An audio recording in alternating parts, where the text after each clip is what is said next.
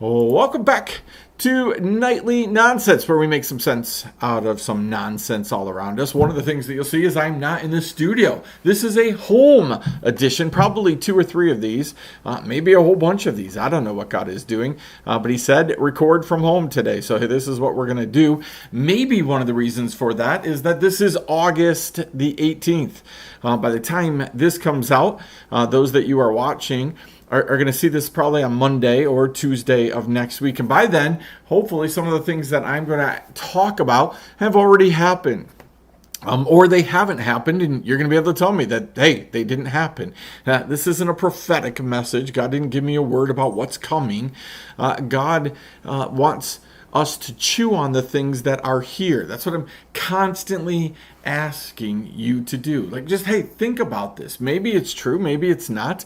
Some of the things that we say get a response, and then they make me question. The other day released a video, got a response about, hey, what happens if you believe that all these things have already been fulfilled? This already all happened in AD 70, right? That immediately got me thinking. Should have you if you read the comments.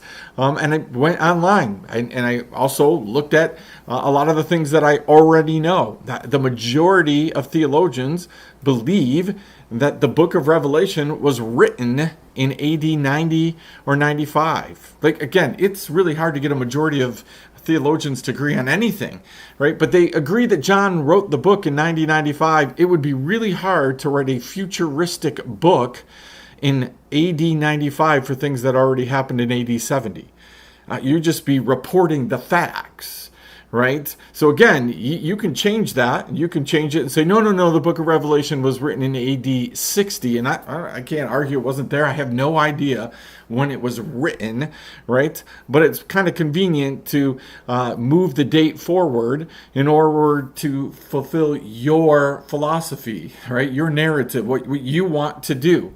Again, in the realm of life, doesn't really matter, right? As far as, listen, it's all truth. It's still God's truth. Now, we can argue, does it matter? Yeah, it matters if you're misrepresenting God and all of these kind of things, right? But what should happen is that we should be chewing on it. I'm not even stating any of this to create an argument. That's not the purpose, not calling anybody out, right? I'm saying outright, I don't know. I wish more people would say that. I wish more people would have the guts enough to say, you know what, I don't know, right? But we live in this world where we have to know everything. We have to make it sound like we know. Listen, if you're saying things and you're speaking, thus saith the Lord, about things that you're not sure about, you better be really, really careful. And that's the world that we live in right now. We got a lot of people guessing. The truth is, a lot of people who are saying things online, they just keep talking every day like I do, right? But they keep prophesying things and saying things, and they're not even paying attention if what they said yesterday actually came true, right? They just keep going and keep talking and keep talking. We're left to try to figure it all out, right? And then we have to figure out things like a couple years ago when people were saying things like, hey, they had visions and dreams of Russians and Chinese troops being in Washington, right, in that fall. Well, that didn't happen. But now we're left going, well, wait, was that symbolic, right? Was it symbolic of, things that were connected? Was it symbolic about, like, hey, it's not really going to happen. It's just behind the scenes things are going to happen. Or was it, hey, wrong date. It's going to happen 2 years from now or 3 years from now, right? Again, no matter what is said about what's going on today, you and I have a responsibility. We have a responsibility to, number one, ask God, is this truth?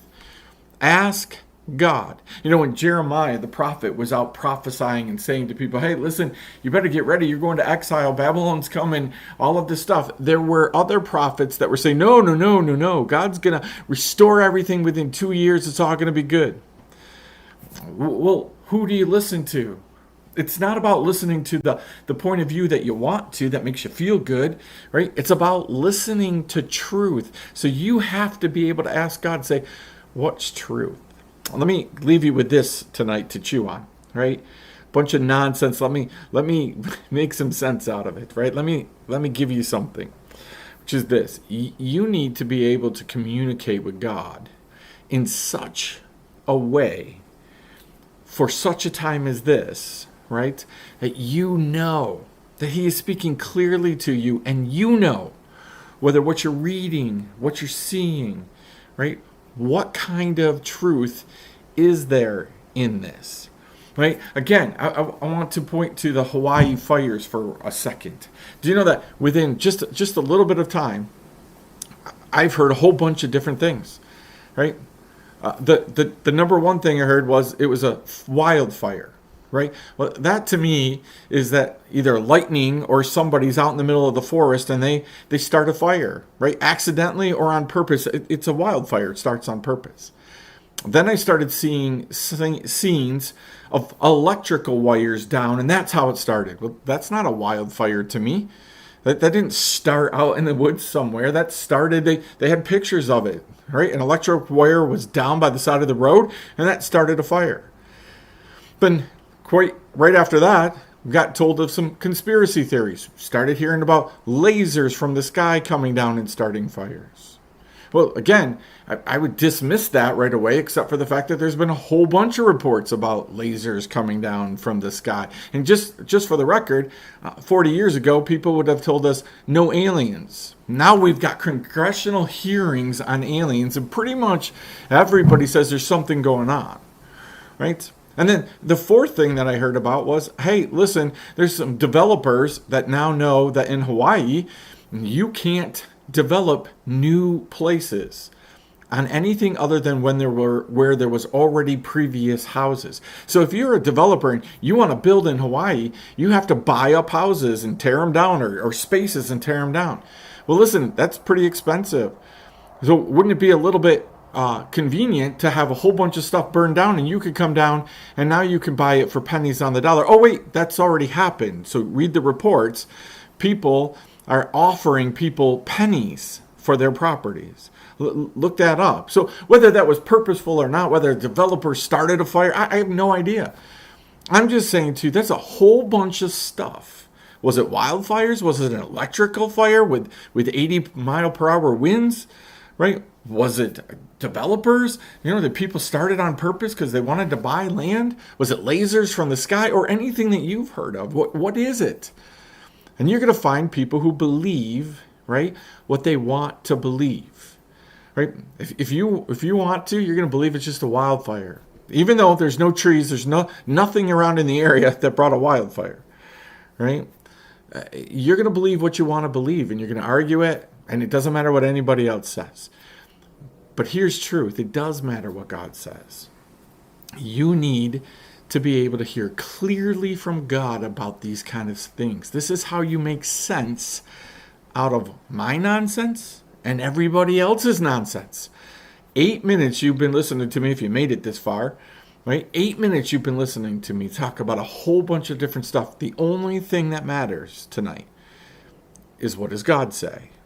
What does God say? And you need to have the kind of relationship, right, with God that you can hear clearly from him. So lots and lots and lots to chew on.